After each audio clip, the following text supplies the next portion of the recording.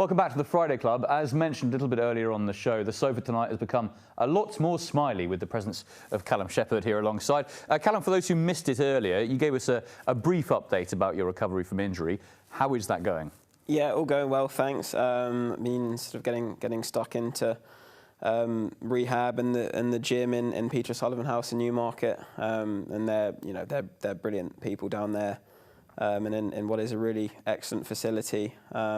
And it's all going the right way, and hope to be back on track sometime in December with a view to sort of getting out to the Middle East around Christmas time, I think. What did you actually do, Callum? You broke your collarbone and shoulder, or? Yeah, so I did my T3 and T6. Fractured the vertebrae, which actually that's come good pretty quick. It sort of waking up in the morning was like, felt like you'd been hit by a bus every morning for 2 weeks, and then it's really improved. And I had to have an operation on my collarbone, so I've got a plate and 6 screws in it, and that's obviously sort of sorted out to an extent. So it's back in one piece, and yeah, so that's all. It's all going the right way, fortunately. So you can see light at the end of the tunnel in terms of coming back. Yeah, for sure.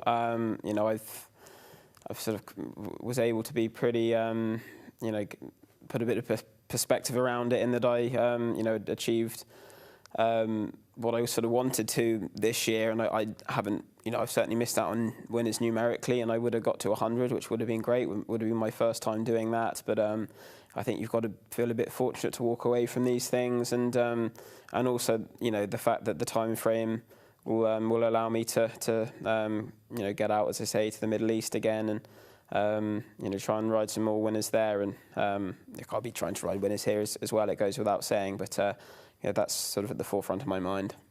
I have to say, I know it's been mentioned many times before, but it really should be emphasised how good these facilities are for recovering jockeys who are trying to get back from injury, the likes of, you mentioned, the SRO Sullivan House, Oaksey House. It really is fantastic to have these as a jockey, I imagine. Yeah, you always hear people when they're coming out from injury, it's sort of a token gesture to say that, but I couldn't emphasise enough how wonderful a facility they are, and what brilliant people are behind them. So I've been working with, I told one of them I was going to give them the name check, so there's Glenn, Ross, Emma and Dan, who I've been working with, and they are so good, and I'm far from a natural sort of gym monkey. It's not really somewhere I particularly enjoy spending time unless I have to, but they make the whole process fun, really. They're just great to be around, and these facilities as well cater for so many people. So just general gym work for a lot of jockeys, and I must say they're probably more in there than there was the last time I was in there for a sustained period. They're really making use of it, and you've got the sort of you've got older people going in there, and they're doing Pilates and things in there, so they're putting things on that help, obviously people who've come out of racing and sort of retired, and the care that they give everyone in their care is really excellent. So were you a bit like myself? You need someone like Glenn to stand over you and just shout at you to make sure you do it all? Yeah, I think, well, maybe it's just not sort of the British sort of compliance thing, where you just I get a text every day to turn up, and I turn up and I just do what I'm told, and I couldn't be accused of going the extra mile by any stretch of the imagination, but no, I really have, I've actually worked pretty hard at it, and you kind of owe it to them. They really try and do their best for you, so you feel a certain obligation to do your best for them. It's great, isn't it, knowing that you've got people who are there determined to get you back in action as soon as they can, and properly, so that you're fit enough to. Because back in the day, before we had these centres, you just get yourself patched up and try and come back, and sometimes you come back too soon, which can be worse, can't it? Because you're always eager to get back as soon as you can, but you've got to be in the right state. You've got to be able to keep going, haven't you? You don't want to stop again. No, totally agree. It just makes the whole process a lot sort of cleaner. And I don't think if I was left to my own devices, I'd be able to get back in any way the same shape, because they're so well, that they're so adept at it, and they're people that have dealt with injuries such as mine so many times. So I really feel a lot of gratitude towards them, and I go in there, we talk about football and all sorts, and it's it's a really positive experience that place has on racing as a wider community. Yeah, to have that support behind you must be fantastic. I mean, it may come as no surprise. I've always found it quite hard to get motivated in the gym myself. So I can imagine. You wouldn't know it, Tom. No, exactly. Yeah, thanks, Martin. Really kind. You mentioned, Callum, briefly there about returning perhaps to the Middle East and going back to Bahrain. That was the scene of one of your best successes last season, wasn't it, with Isle of Jura, a horse who's been a wonderful companion to you, really, and given you so much success. But that was where it all sort of began at a high level, wasn't it? Yeah, very much so. I mean, he was such an excellent purchase from George and Billy Jackson Stops, who picked him up out of Godolphin, and at that time it looked like they'd paid a bit for him. I think he was 150,000. I could be wrong. Hopefully not. But he was extremely well bred. He was an enormous horse who'd just been lapped around Wolverhampton on his only start, and then he really improved and improved. Won at a very low level to begin with, and got him out to Bahrain, and obviously he represents Victorious Racing. Sheikh Nasser is behind that, and he is, I believe, he's Crown Prince of Bahrain. So going there and representing him made it important to begin with, and certainly when he went on and ran in the Triple Crown races and was able to go and win them and complete the set, it meant a great deal to all of us. And as I said, just the fact that we're very much doing it on home turf as far as Sheikh Nasser was concerned. Had a lot of fun. I managed to ride a treble the last meeting, which was on this day, King's Cup Day, and it was really good to us. Had a lot of fun, and I really look forward to getting back there. Yeah, I can only imagine. Talk us through how it is to ride in Bahrain, particularly on that turf track there. Is it fairly straightforward? How would you compare it to some tracks over here? Yeah, it's straightforward. It's got a longish sort of straight. It's always run on real quick ground. You need a real fast type of ground horse to go out there. And Isle of Jura, for all these enormous, he loves to hear his hooves rattle. They normally go pretty quick, and Victorious Racing normally put in a couple of pace setters, so we were always going real quick. I was going to say, they made life easy for you, didn't they? Yeah, they did their best. They did their best. It's a big horse. Does it take him a while to get into top gear? You needed the length of the straight there. Yeah, I suppose it's a long time might be a bit unfair on him, because he was able to. He started his winning at a mile and then a mile 2, and it was only really at Ascot where he really proved that a mile and a half was his optimum trip, probably. So he certainly never lacked a gear. But that bends quite sharp into the straight, and you just have to allow him time to get balanced and levelled up, and then he was a really willing partner, and he was just the focal point of Bahrain, the Bahrain season out there, and it's so passionately supported by the locals as well. I threw away a lot of goggles into the crowd through the winter, so it was great fun, and the memory of that sort of period will last a long time, because I don't think it'll be done again in a hurry. And then, obviously, your first Royal Ascot winner. What did that mean? That I've never had a feeling like it. I think just because of what had sort of gone on in the sort of month or so prior to that, where I sort of missed out on the Derby ride, which is sort of done to death. But that hurt. I'm not going to lie. And also I'd been at Ascot. It was my first time being there for every day of the meeting. And anyone who goes there and rides one winner has done well. But I suppose it being the last day as well, you've kind of watched it happen to everyone else every day of the week, and saying well done to other people coming back in. You wonder whether it's ever going to happen to you.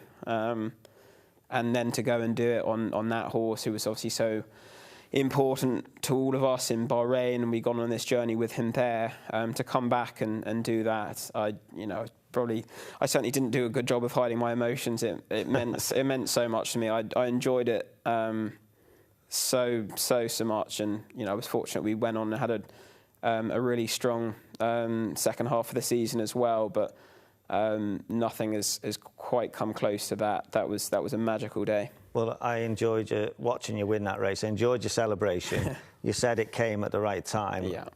You said it's been done to death, but we want to talk about it again. Ambiente Friendly. I mean, early in your career, you won. I mean, you worked really hard on this horse. He was quite keen at home, wasn't he? You rode him out in the mornings. You helped to prepare him, and you won one of the best Derby trials, a Lingfield Derby trial, in some fashion. You got him to switch off and won. How did that feel when you got the phone call to say you weren't riding him in the Derby? Yeah, I mean, we beat Illinois, who went on and did really well. Yeah, so I suppose I'd preface it just by saying that I don't hold a grudge by any means, as much as some people may just assume that I would, because I know the decision was made. They felt in their best interest, and they didn't have any intention of. It wasn't they wanted to, hurt me in any way, obviously, but it was obviously a decision that I disagreed with, and I think, for instance, if any footballer felt like is on the bench and felt like that is where they belonged, well, they're probably not gonna. That probably is where they belong. So I felt like I was in a position where I was the man for the job, and I felt, I'd sort of started work on him prior to riding him in the field, and he was too keen in the field, and we got a ring bit on him, and he was a breeze up horse. He was always sort of that forward-going type. But it was a great shout from the Gradleys that they wanted to run a mile and a half and wanted to run in the Derby. So we obviously set about trying to get him to settle and do things the right way round, and just gradually started doing that and doing things the right way, and put that all together at Lingfield in probably amongst the best mile and a half performances we've seen all year. Obviously, it was a listed race, but in name only, really. But what he did to good horses was pretty exceptional. And so on the back of that, you're looking forward to get your opportunity. And as I say, I just felt I was in a really good place to do it. I didn't feel like the task was sort of too great for me or whatever. So yeah, it hurt. I thought with the horses dropping out as well, it looked like he had this amazing chance. And if there's any race you don't want to get jocked off in, it's the Derby, isn't it? So it hurt, and took me a little while to get over. But I think as soon as Arlo Jura sort of set me on the way again, I was able to put it well behind me, and I really haven't thought about it since. I'm guessing it's easier to get over given the fact he did win the Derby. Did you watch it on the day? Because I know you went to another meeting. Yeah, I couldn't watch it live. I've been spoke about it before. I couldn't watch it live. I got to the car park at Lingfield and stayed in the car, and then my valet gave me a call when it was all over. So, yeah, it just wouldn't have made for very palatable viewing at that time, and actually, especially at the 2 pole, it would probably given me cardiac arrest. So, yeah, look, it's one of those. The time goes on. You're more, you distance just, you're more distanced from it, and I really haven't given it a second thought, and don't hold a grudge, and you've got to focus on yourself. And I was fortunate; I've got some brilliant people to ride for. George primarily amongst them, but won a Group 2 for the Crisfords as well, and I was really able to make my impact later in the season. So, I think we closed the chapter pretty quickly. How often do we see that, though? We see vindication, don't we?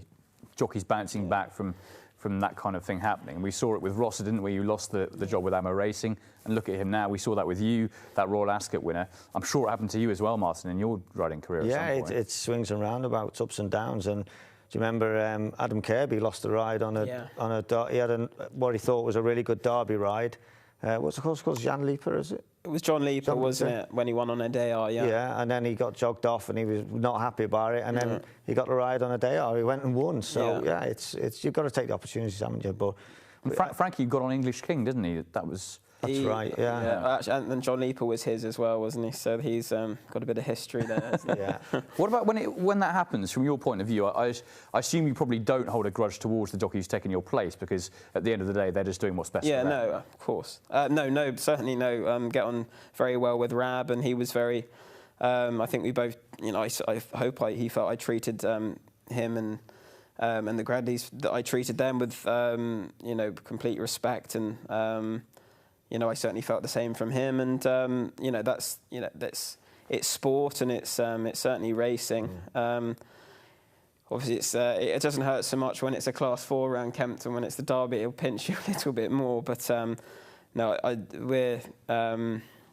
you've got to be able to kind of get past these things and do the best with what you've got. So you must have been watching it thinking, I'd have done this different, maybe done that different. Would you have won one of the 2 derbies you ran in? I don't think I can comment on that, because come on. Either answer sounds pretty controversial. So no, I don't think. That's all right. That's what we're all about on the Friday Club. I think Rab did a great job, and if we put a lie detector test on you now, would the thing be going like that? It's just such an uncomfortable line of questioning, but I really don't think. I don't think Rab has, could look back on with any sort of, regret at the rides he gave it by any means at all. No. Well, the horse didn't really.